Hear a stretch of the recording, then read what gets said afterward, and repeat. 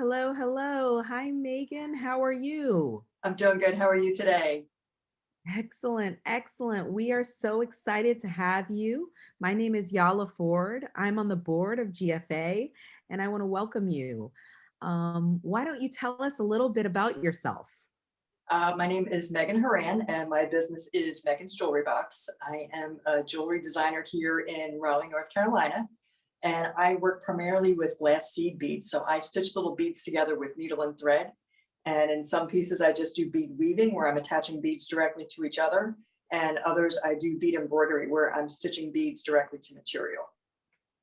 Fascinating. Well, I cannot wait to see this video, and our eyes will have a delight. Awesome.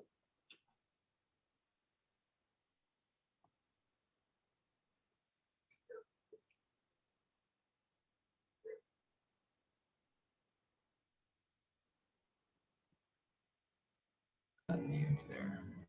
Start out deciding what shape I want the collar to be, and I cut out a piece of paper to be that shape, and then trace that onto a piece of black beading foundation. So I just use my wet gel pen, trace around the edge of the paper, flip it over, do the same thing for the other side, and then I cut out around the edge of the tracing. I usually leave myself about a half inch to 3/4 of an inch edge. That way, if I want to bleed outside the lines a little bit, as we are wont to do, I give myself some wiggle room to do that.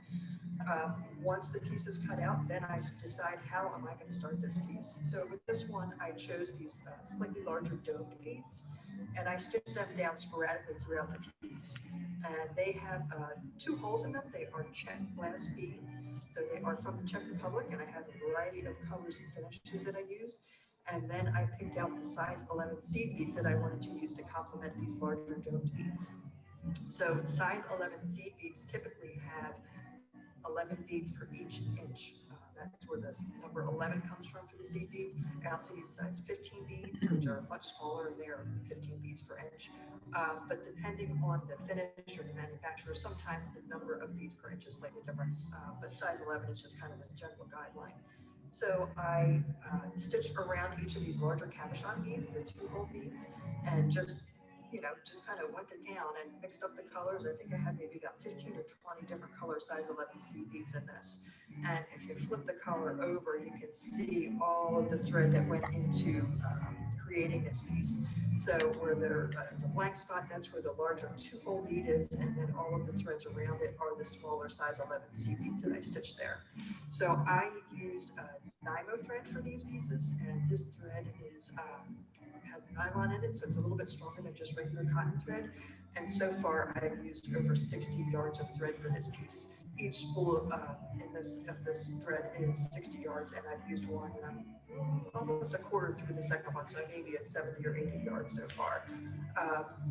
So once I finished all the beading, I cut off all of the excess material so that you just see the beadwork.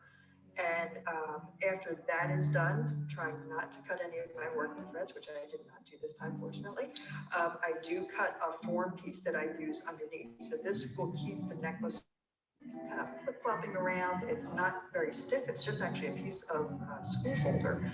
And so I cut that to size that's just slightly smaller than the collar.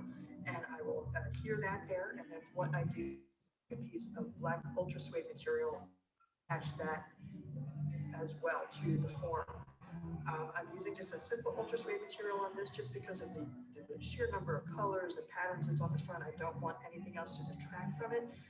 But on this little piece here, you can see I have great shimmery leather that I used on the back of it, this little moon pin, and these little sapphire earrings that I have. I had this great pink leather also. So there are options, but typically for a larger piece like this, I just use the black material on it just to kind of, like I said, not detract from the front of it. So what I'll do is after these two pieces, the plastic and the other material are tacked down, I will trim around the edge, and then the next video will show me attaching the two pieces of material together with the needle and thread. Okay, to get back to doing the edge stitching and to attach the backing material, this ultra suede, which is a synthetic suede, to the base material, which is the thick felt material. You can see the blue folder material, the plastic that I'm using in the center there.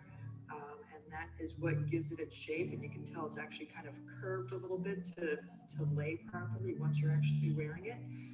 So I have started doing the edge stitching here, and you can see where the little beads are stitched together on the edge.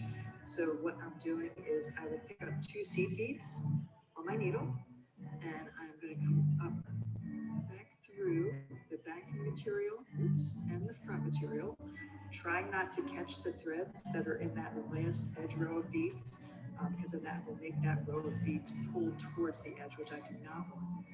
So I pull my thread through, and then I stitch up through that second bead that I added there. Oops, that, pull it taut, okay?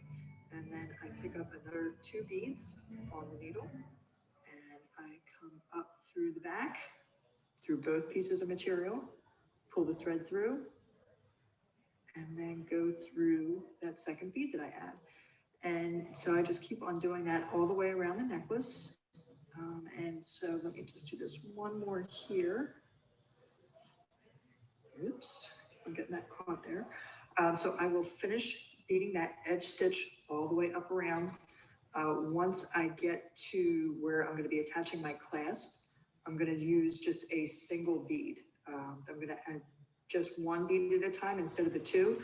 So this is called a picot edge, where it's just kind of, you can see just a slight up and down motion or up and down look to the edge of the beads, where on, sorry, I keep flipping this around. On this side, I'm just using a single row of beads that I'm attaching on the inside of the necklace collar.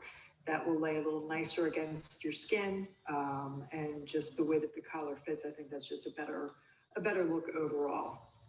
So that is kind of how I'm going to be finishing up this necklace. I should be done it shortly, and we'll have a picture posted on Instagram soon. Thank you so much. That was wonderful, Megan. Thank you for sharing that video with us. Oh, happy to, happy to. So this actually is the finished necklace. I think overall it took about 40 or so hours to make. Again, I started with all the small beads in the center and then just kind of built out from there. And just, you know, all the colors that are in there, it's just, it's a very eye-catching piece.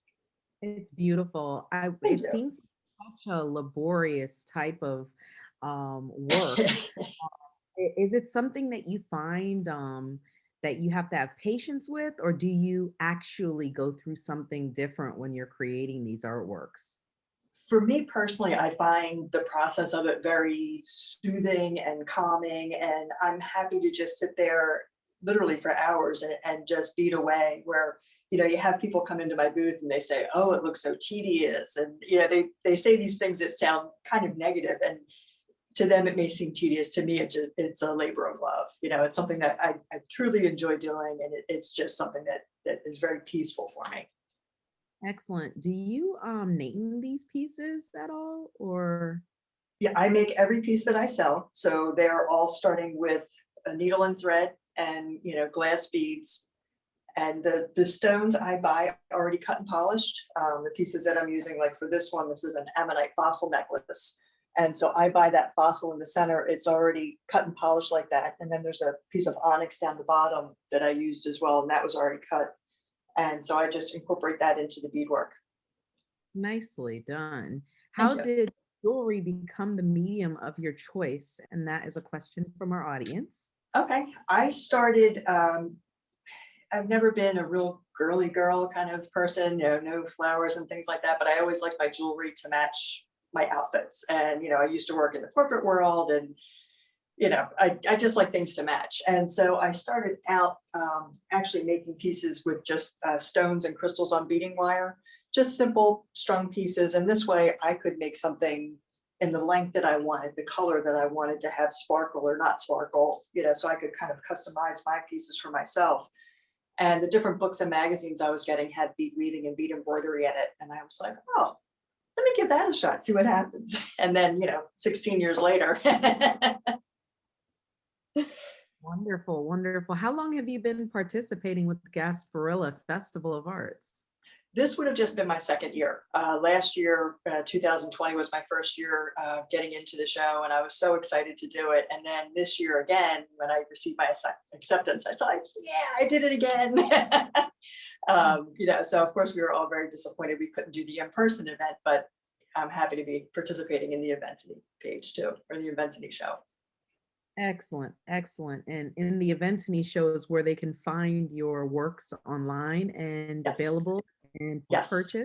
So please absolutely. go there and support Megan. Megan, also I was curious about what inspired you to become an artist and when did you decide to make it your career? I think I've always kind of done some crafty type of things. I did needlepoint for a while. I did kind of cross stitch, all the things that, or a lot of the things that your mother kind of passes down to you. And I always enjoyed making them, but it was always, I would start something and then just kind of not finish it. Where with the jewelry, especially, starting out with the stones and crystals, it was an easy, almost an instant gratification because you can make a necklace fairly quickly. And so after that, when I started doing the bead weaving, I was like, all right, this is going to take some time, but I'm producing something that not everybody else can do, and it's a different look and different weight. Most of my pieces are very lightweight and easy to wear, which I prefer, and I know a lot of customers prefer as well. So to not have something that's so heavy, especially earrings. But so I used to work in corporate world and was doing some shows while I was working in the office, not doing as much travel, of course. And about 2.5 years ago, my position was eliminated. And at that time, I had been thinking to myself, do I really want to still, work and do shows? I really wanted to try and do shows full time and, just produce all the time and see if I could really make it work. And so I was offered a position in another state and decided not to move to retain that position and just took my lovely little severance package and just started working full time and at jewelry, and I've been traveling all over, and it's been a great experience. Wonderful. We're looking at some of your work right now online and Yeah, it's quite beautiful. yeah. The Is I leaves actually are one of the first bead. Thank you. Oh, I see a Yeah, the lot of leaves are one of the first woven pieces that I started making. And just being able to use the different colors and the natural shapes there, that they really kind of connect with people. I love that. It seems to me that a lot of your pieces are environmental and driven by some kind of force because you're using rocks and you're using a lot of earth tones. Is there anything that I'm picking up on that's truth? I do like the leaves for the naturalness of it. As for colors, I typically go more towards blues and greens and teals, as you can tell by my display. But it's sometimes I do get those stones that it's like I said, it's not one of my normal colors, but there's something in it that just kind of speaks to me. Beautiful. And can you show us some of these leaves up close?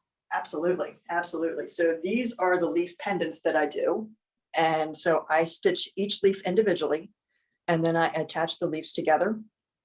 And these are super lightweight, and they do come with a leather cord, but the loop on there is big enough for most chains or slides.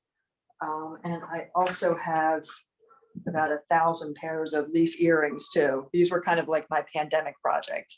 Whenever I was feeling kind of, I need to make something, but I don't feel like doing anything big and creative, I would just start making leaf earrings. And so these are, again, super lightweight. They're on sterling silver ear wires, and they're fun to wear. They're a nice little something to have when you don't want to do something big and chunky. Megan, those are so elegant. Thank I you. love that. How you mentioned the pandemic. How have you been affected by the pandemic, and how has it influenced your work outside of those earrings? Well, I mean, like most of us, everything kind of stopped last March. I did the Gasparilla show, and then I participated in another event in Florida, flew home after the show, and then it's kind of like the dominoes just started to fall. We're online on different Facebook groups and finding out this show canceled and this show canceled and this show canceled. And, it kind of created a frenzy, like what's going to happen? What about the show that I'm doing the next week and the weekend after? And, of course, they both canceled. it's been difficult, but it's also kind of, I think, forced a lot of us to change how we work. Before I just had a regular website with no shopping cart, and it was just kind of like here's a couple pieces that I make. Here are the list of events where I'm going to be participating.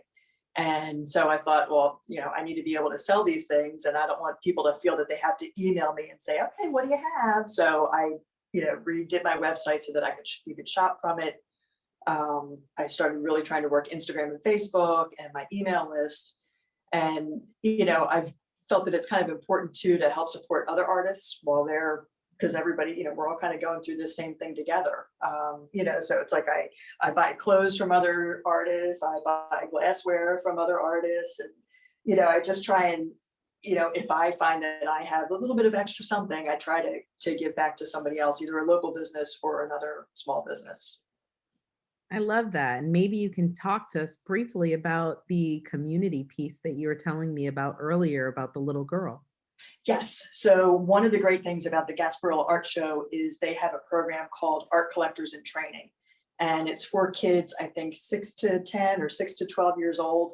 And at the in-person event, they have a tent set up, and they ask us to donate a small piece or a couple small pieces that they can sell between $5 and $10. And the kids go in on their own and shop. And either they're shopping for themselves or maybe they're shopping for their parents. And so last year I donated, I took one of my leaf earrings and put a little bail on it and made it into a pendant. So I donated one of my leaf pendants, and this sweet little girl, Ev, who had been in my booth earlier with her mom, went to the Art Collectors in Training tent, and she purchased my leaf pendant. And she came back afterwards and she had written this cute little postcard.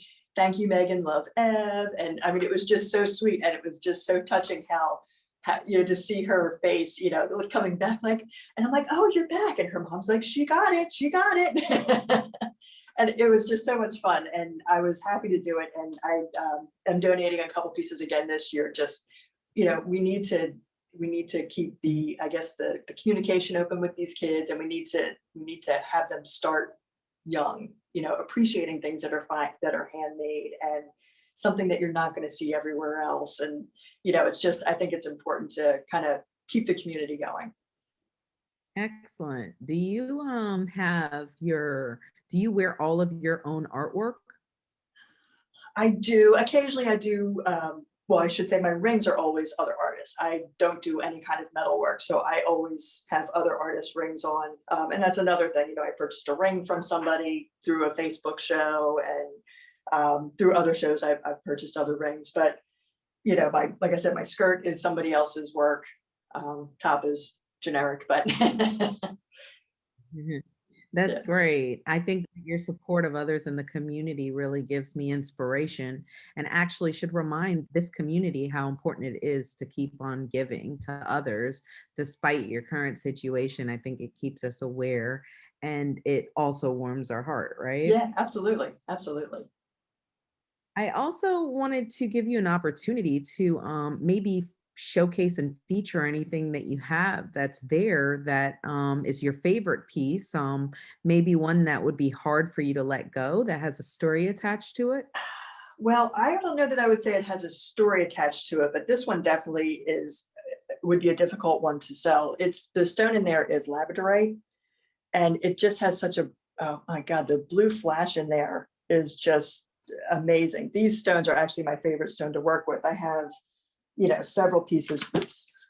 I've got these pendants that, even though it's not that blue, it has a great, kind of peachy gold flash in there. And then I have, oops, this other bigger piece that has 3 labradorite stones in there. And just the way that the light hits it and it refracts on I think there are fractures in the stone that cause the light to react that way with it. I'm always happy to make them, and I appreciate when customers like them, but sometimes I think, oh, I really didn't want to sell that. So that last piece that you just had with the 3 stones, Yes, the composition of that piece is so beautiful. And I'm curious, when you thank you. created the piece, was it in a similar fashion that you created in the one that you were kind of giving the tutorial, or is it totally different?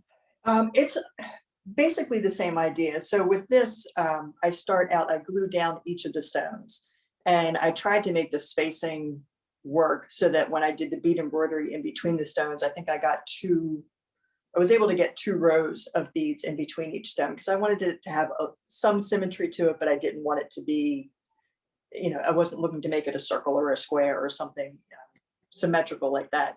Um, so then after I do those base beads or those couple rows of beads, then I just did a couple of rows outside of that and did some little accent beads kind of at the points where everything met together in the center and then where each stone kind of connected with the next stone.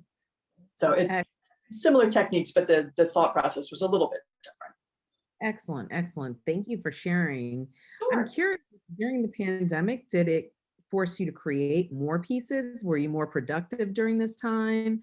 Or did you find that maybe you made bigger pieces that were more thought out? What was your thinking during this time? I had my up and down days. I'm sure like everybody else did. Like I said, days when I wasn't feeling especially creative, I kind of worked on leaves and I would just sit there. And if I made a couple pairs of earrings, I would feel like, okay, I did something today, instead of just sitting there watching Tiger King or whatever on Netflix. But then sometimes I would think, oh, okay, I need to do something big. And excuse me, one second, that's No where this problem. cuff came in. So I thought to myself, I need a big cuff. And even though I was only going to the grocery store and maybe the post office, I wanted something that I could wear and I would feel like I was dressing up, even though I was just going out in, jeans and a t-shirt. So I kind of felt it was important for me and for me to say to people, today's the day. You don't need to wait for tomorrow. Use your good china, wear your good jewelry, just celebrate what today is because you don't know what's coming tomorrow.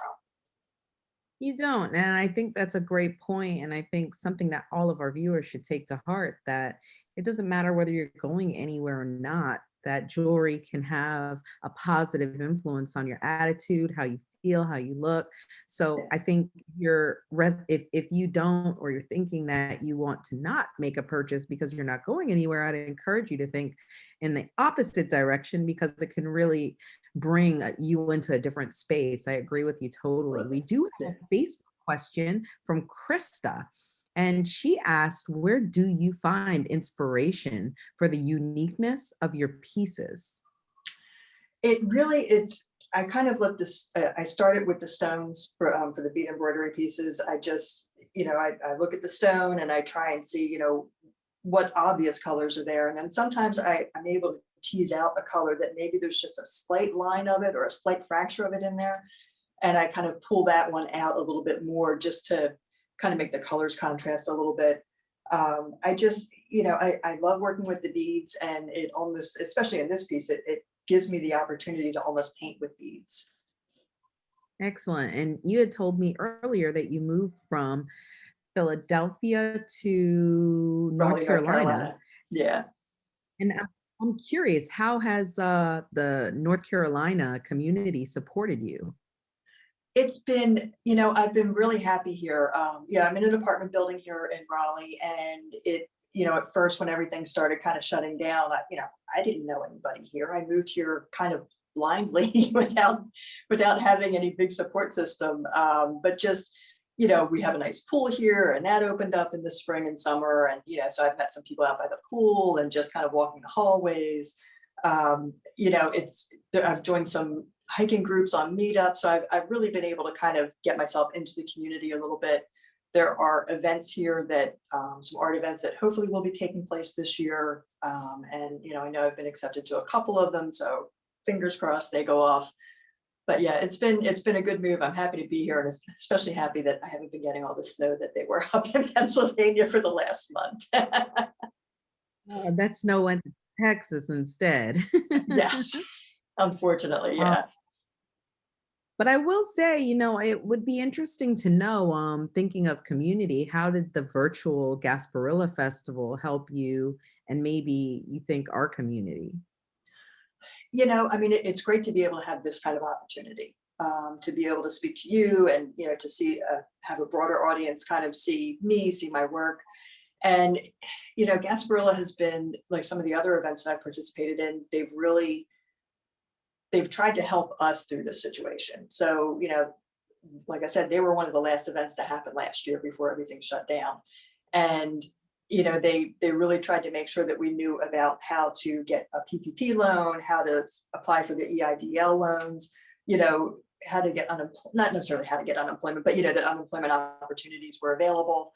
And then once the events were starting to open back up again for this year, the applications came out for 2021. I was accepted. Yay! And then when unfortunately they decided to not hold the in-person event, they refunded our booth fees, which was huge. And I mean, most of the shows are saying that they're going to do that, if the show has to cancel, but they still were able to put on this Eventiny show, the virtual show, and they're not charging us to participate in that, which to me is it's a big blessing. So we're very fortunate with that. And I don't have my entire inventory on the Eventiny page. Most of it's on my website, just because trying to manage two and doing some shows myself. But it was, in my opinion, fairly easy to set up. Well, we feel lucky to have you here, and Thank you. we're excited to have your words and for you to just display this beautiful, breathtaking jewelry that can be worn. And I think as we approach the end of this interview, my last question is, do you have any wisdom that you'd like to share with other aspiring artists? I would say keep trying. Like I said, I did this part-time for about 12 or 13 years before I went full-time. And it really kind of weighed on me for a while, whether or not I should give it a shot, or, whether or not I should give it a try. And when my position was eliminated at my other job, it just kind of was like, all right, this is it. This is my sign that I'm supposed to give this a shot. And, it's a leap, and you don't know what's going to happen one show to the next. You don't know what's going to happen 1 month to the next. But, if you feel that you're creating a good product, you're getting good feedback from your customers, it's, it's something that I think a lot of people would be surprised how fulfilling it is. Excellent. How inspiring. Well, Thank you. thank you so much, Megan. You have been such a joy, and we are very, very lucky to have you. As I mentioned before, please, everyone, go on our website and support Megan. And please, do you have any feeds that we should follow? Any social media feeds that you'd like to mention? Sure, I am on Instagram at Megan's Jewelry Box, and I do have a Facebook page as well. Megan's Jewelry Box PA, I think, is the handle for that. But yeah, the Instagram, I think I post more there than anywhere else. That's wonderful, Megan. Thanks again. We appreciate it. Thank you.